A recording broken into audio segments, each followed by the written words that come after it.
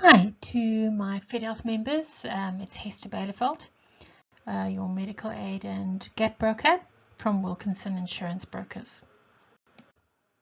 This video we're going to go through the premium increases for Fedhealth, the plan increases and benefits and changes to benefits, the new big thing for Fedhealth for 2025, and then lastly an invitation to review your plan if you feel you need to up or downgrade. Well, your new contributions will increase for the 1st of January 2025. The weighted average increase, that's across all plans, is 12.4%, which is fairly high for the industry, but not out of range. Remember, if you have a late joiner penalty or LJP, the premiums that we're going to show now are excluding LJPs, and you need to wait for an email from Fedhealth to give you your total premium for 2025. Okay, so let's have a quick look. We're looking at MyFed, which has got a minus 437. We've got Fedhealth, Fedhelect 1, which is the hospital plan, which has gone up by 237. Let's look at a more comprehensive one. FlexiFed 4 has gone up by 701 Rand, and Maxima Exec, which is a really quite a comprehensive plan, has gone up by 1,300 for 2025. FlexiFed Savvy, this was a new plan introduced in 2024. It's been doing really well. It's intended for young, healthy, digitally enabled members, and you can choose to add a savings plan straight up, or you can have a savings plan as a backup, or you can just use it as a straight hospital plan. The hospital rates remain unchanged. Chronic disease limit conditions and formulary remain unchanged.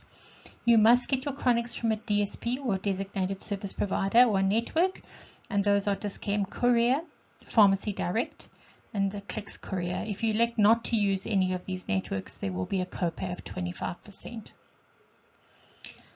Let's have a quick look. Let me get my pointer. All right, so we're saying here, there's your savings 5050. It's straight up if you add it to the plan at the beginning. If you have it just as a backup and use it only when you need to, it's 6310. Member premium is main members 1055, and the same for adult dependent 775 for a child. Okay, I'm going to go through these. I'm just going to go through this once because these are repetitive through the different ranges. So your co-payment on trauma treatment in casualty is increased to 850. The use of a non-network hospital is increased to 9,050. Your co-payment for use of a non-network day surgery is increased to 2630. Co-payment for use of a non-network mental health facility is increased to 9,050. Increase in all procedural co-payments have been done. Okay, you will notice those when you look at your brochure.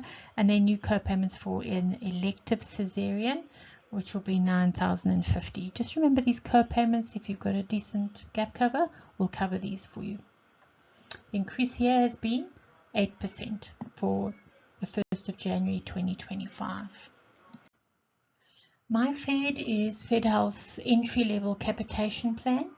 Capitation is where the member's income is taken into account for the premiums that are charged. I have seldom recommended this product for the simple reason that it was overpriced.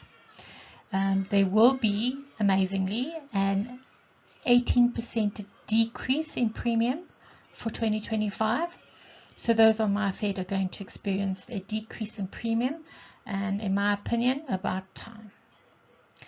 The only EDO option is elect. What I mean by that is that if you choose to use a network choice on your plan, you can only use the elect option, and I will go through the electing grid in a future slide. So just a quick look, we've got the highest, so here we've got the incomes that you need to prove. It's a gross income. Between 1 and 10,730, the member will pay 1570 as main member, adult the same, and child 711. And as you increase your premium obviously your premiums, increase in income, your premiums will increase as well. Okay, so what I mentioned previously with regards to increasing in co-payments, these are also applicable, and you can read them on the brochure. So here we've got a decrease minus 18%, which is really great. Right, FlexiFed 1, 2, 3, and 4. I'm going to try and sort of do them fairly quickly together because a lot of the changes are exactly the same. Okay, so FlexiFed 1 is the least comprehensive of the FlexiFed plans, and they can be used as a straight hospital plan, but with access to backup savings or straight savings, depending on which you choose. And the savings have been increased by 5.2%. And there's a newborn retinopathy screening that has been introduced. EDOs here are again elect only. And let's have a quick look here at the savings. Okay, now here's your straight savings, 3940 just for the main member, 6,890 if you use it as a backup plan. Your premium will be 2,505 as the main member. Just remember that all these plans have an above threshold benefit. So when you, for 2025, if you've reached 5,400 on your claimable or allowable claims that go towards your threshold, you will then go through a self-payment. Well, you will have gone through a self-payment gap before then, but once you reach your threshold, you will then go into above threshold where the scheme will pay for claims again. Right, so co-payments have been increased, as you can see. If you want to pause the slide, that's fine, and then the benefits that have remained unchanged. Similarly, for FlexiFed 2, the Fedhealth savings amount has been increased by 5.2. Newborn retinopathy screening has been added. The savings, you can use the 5240 if you have a straight savings, or if you're going to use it as a backup, it's 10,340. So you only call for those savings when you need them. Remember, the premiums for 2025 for the main member are 3,787, 1,118 for a child. Again, threshold level now is 6,200 for just the main member. If you had a member and 2 dependents, it would be 12,800. There are co-payment increases, which you can read for yourself here on the brochure, or you can just pause the slide. And again, there are certain things that are unchanged, like reimbursement rates in hospital. Okay, more of the same on FlexiFed 3. You can use your hospital here. It can be used as a hospital plan, or you can add the savings, straight or backup. Newborn retinopathy screening introduced. The EDOs here for the first time are grid and elect, so you can choose either of these to try and discount your premiums. I will go through these two in a little bit, just so that you can understand the difference between the two. Okay, so same sort of thing. Here's your savings on its own. Here's your savings as a backup, which is higher. Contributions 4320 just for the main member.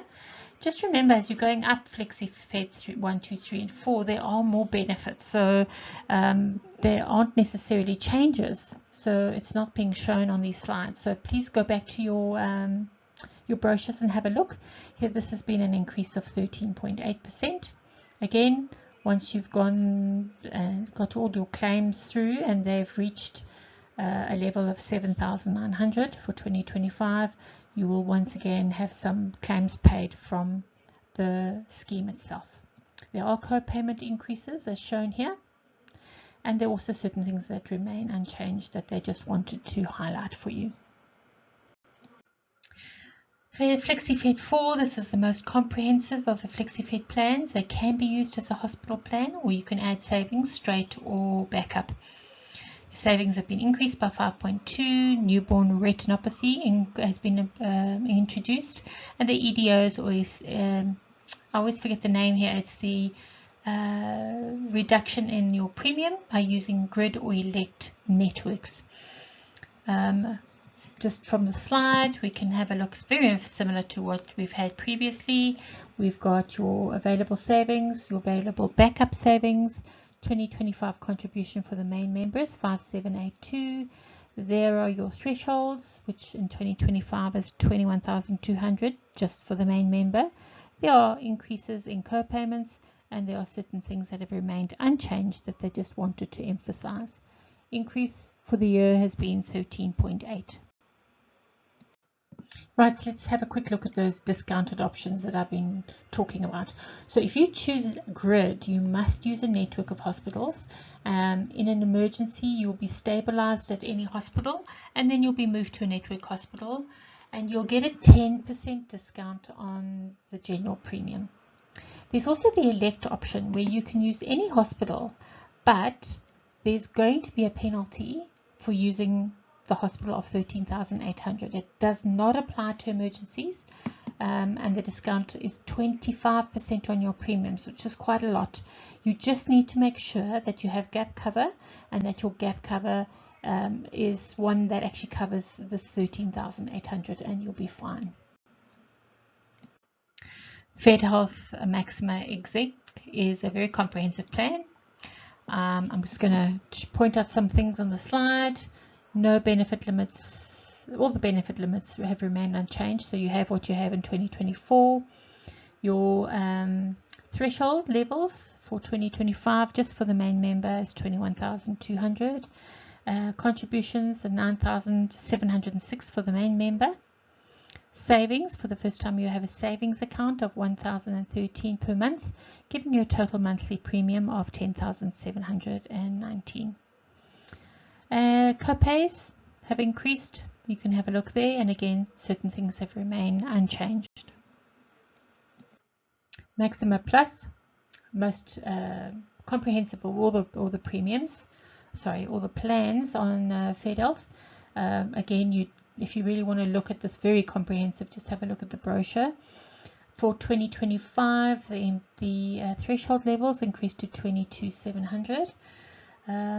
Your contributions for a main member, 16,312, 623 for savings, and your threshold level is 22,700.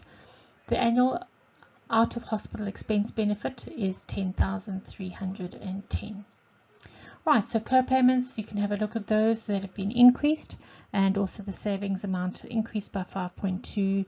Annual out of hospital expense benefit, that's your savings, by 5.3, and your increase in threshold level is the 1st of January. Newborn retinopathy has always been there. Okay, again, 13.8% increase for this plan. So the big new thing for 2025 has been the partnership between Fedhealth and Sanlam. So every single slide, if you've noticed, it's got Fedhealth, but it's got Sanlam underneath it. And I personally feel that Sanlam is the bigger driver of this partnership. Fedhealth has not been growing its membership over the last few years, and instead of merging with other medical aids or a medical aid, they've now become the preferred provider for Sanlam, and their staff will enjoy the Fedhealth scheme, both to sell and to be a member of that. Sanlam does not have a health division per se, and so in this merger it instantly gets a functional health division, and it can use its own salespeople to promote Fedhealth as well as the broker market. So a lot more people selling Fedhealth than previously. Some of the highlights for 2025 are they are using Afrocentric, which is a very experienced administrator, and by 2030 the vision is to be the biggest and the best on the market, even over and above Discovery. Quite a bold, ambitious vision. If you listen to the videos put out by the various stakeholders, you're going to hear things like integration between Sanlam and Fedhealth, rewards programs that encourage wellness and healthy living, lots about digitization, so appealing to the younger market, where both Fedhealth and Sanlam are seeking to get new clients.